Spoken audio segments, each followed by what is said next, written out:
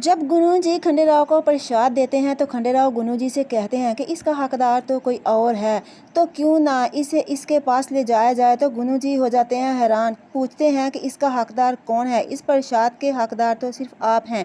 लेकिन खंडेराव होते हैं बहुत ज़्यादा गुस्से में और वो इस प्रसाद को लेकर जाते हैं शिव जी के मंदिर और वहाँ जाकर गुरु जी से सवाल जवाब शुरू कर देते हैं और गुरु जी से कहते हैं कि तुम्हें जो धनराशि दी गई थी इसका तुमने क्या किया। तो गुरु जी कहते हैं कि वो धनराशि तो हमने रतलाम गांव के निवासियों में बांट दी थी। तो खंडेराव को गुरु जी पर बहुत ही ज़्यादा गुस्सा आता है क्योंकि गुरु जी झूठ बोल रहे हैं खंडेराव से।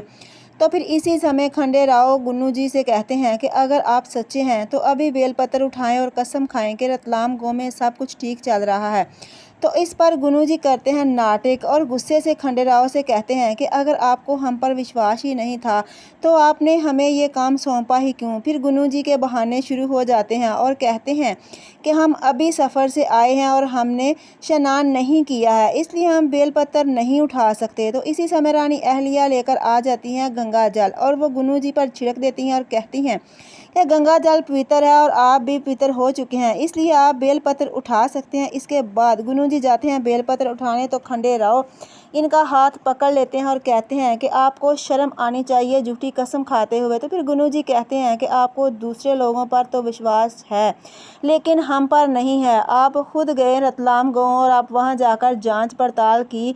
तो इसी समय वहां आ जाते हैं मल्हार राव। तो वो कहते हैं कि बिल्कुल जांच पड़ताल हो चुकी है और मल्हार राव को अचानक वहां देखकर सभी हैरान हो जाते हैं। फिर रानी अहलिया कहती हैं कि रतलाम गाँव जो शिव जी की पालकी गई थी तो वो हमारी ही योजना थी जो हम कामयाब कर चुके हैं। तो फिर गुरु जी शर्मिंदा होकर अपना जुर्म कबूल कर लेते हैं और वहाँ पर खड़े खंडेराव को गुरु जी पर बहुत ही ज़्यादा गुस्सा आता है।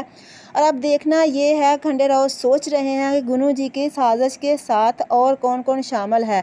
तो क्या मल्हार राव और खंडेराव धना जी को भी सज़ा देंगे गुरु जी के साथ, और गुरु जी के साथ वो क्या सलूक करेंगे और गुरु जी को काल कोठरी में डाल दिया जाएगा, उनको सज़ा सुनाई जाएगी। तो देखना होगा नेक्स्ट एपिसोड में, बहुत ही इंटरेस्टिंग। चैनल पर नए हैं तो चैनल को सब्सक्राइब कर लें। वीडियो अच्छी लगी हो तो लाइक और शेयर ज़रूर करें। मिलेंगे नेक्स्ट धमाकेदार एपिसोड के साथ, तब तक के लिए गुड बाय।